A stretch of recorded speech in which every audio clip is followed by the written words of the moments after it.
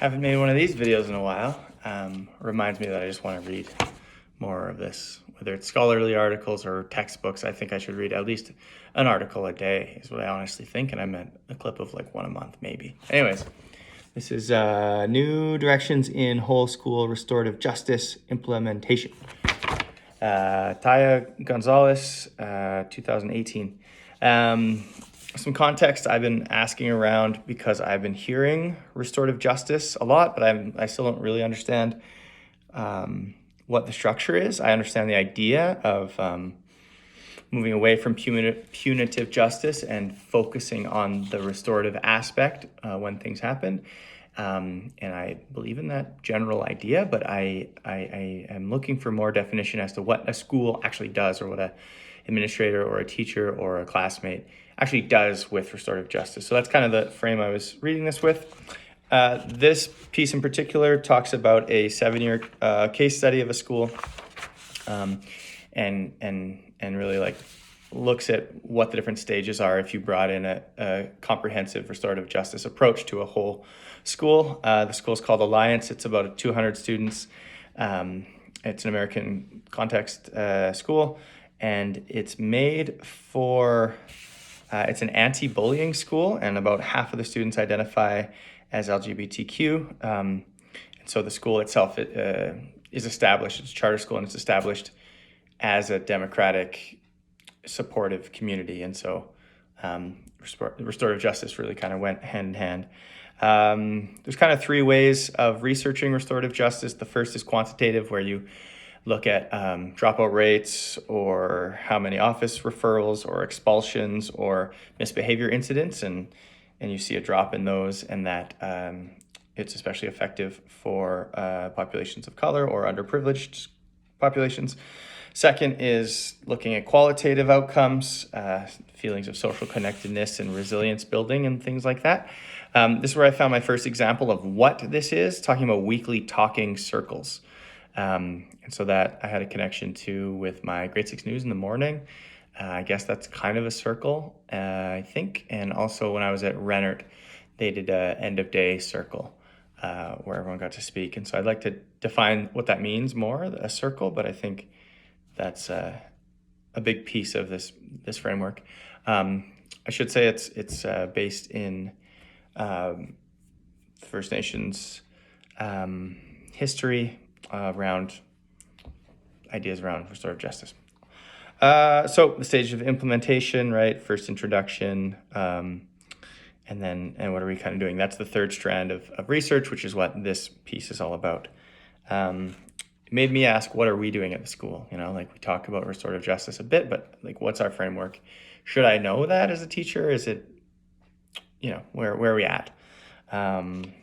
They did define different tiers of individuals within a restorative justice framework. So the first would just be the whole culture. How might we build a whole culture that has more trust and social connection and things of that nature? The second tier would be when individuals do harm, how do we repair that harm? How do we build a culture that encourages repairing of harm from the individual level? And then the third would be a chronic behavior problem, and what do we do with the people that need the most intensive intervention? Everything needs to fit within the individual school community, which is part of why it doesn't have a specific definition, or it has many definitions. And I found some resources towards the end where I might be able to find more specific definitions. So anyways, the Alliance School, they had, it sounds like the person that established the school and maybe one other person were like brought this all in to start. The beginning kind of few years were, you know, the students and teachers at that school learning it from an outside entity. And then the like 3rd and 4th and 5th years were just kind of the school implementing throughout the community. And then what I thought was pretty interesting is in year 5, there was an abrupt change, which when a new assistant principal came in that had experience grounded in punitive practices. I think this is a pretty interesting way to put it. Like, if you're used to someone being expelled for X behavior and being punished, then this idea of restorative justice is a lot harder to wrap your head around or come to. So that's just interesting. So year 5 and year 6 were both tough in terms of transition, and things were shifting from a community-led to an administrative-led environment. And then in year 7, it sounds like they kind of had a resurgent, and they built these 3 courses that the students took.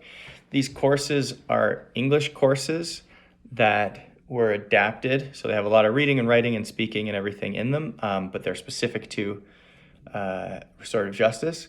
And the first class everyone has to take, and then the second and third are electives. So as far as I can understand, they still got credits for these courses, but it's like they took their ELA and just shifted the curriculum to be focused specifically on restorative justice. Yeah, which I'd have to see. Yeah, not going to talk more about that right now. 2 book recommendations. One is Touching Spirit Bear, which was the first text that has an Indigenous origin of restorative practice. And another is something by Kay Pranis, which is Handbook of Restorative Justice from 2007. Sounds like this might be a core text for what I'm looking for in terms of a definition of what these values are. So I'm going to follow up with that one. The courses were called Entering the Circle, Keeping the Circle, Continuing the Work of the Circle. And so I really think this circle is a core piece. And what I imagine of that is a group of people sitting in a circle and everyone getting a chance to speak. What I don't know is how that's mediated, what types of things people are trying to talk about, whether there's responses in the communication, or whether it's just one speaker at a time. I'm not sure exactly how the circle works, but I think that the circle is a core piece to this whole restorative justice. And then also smaller circles for healing when there are harmful activities. And I've seen that. I think that's really effective. Sitting 3 students down and having everyone have a chance to speak, and the goal being restoring. I think that's really effective. A little more definition of the size of circles I thought was interesting. They would have school-wide circles quarterly, and then community building circles, which I imagine were just when they happened, and then classroom circles, which I would imagine are more often, maybe they're weekly, and then new student and parent circles. So that's pretty exciting. I could imagine a new student coming or a new parent coming and maybe having some sort of a more open circle for the feedback in and out, things like that.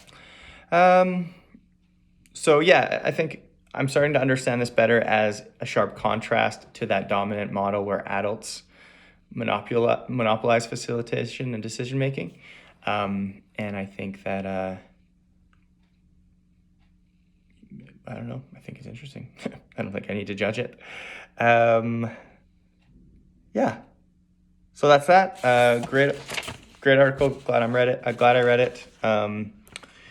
I'm curious about Alliance School in Milwaukee. I'd love to see what that's all about. And I want to follow up on 2 resources. The first being Touching Spirit Bear by Mikhailson and Pranis's Handbook of Restorative Justice.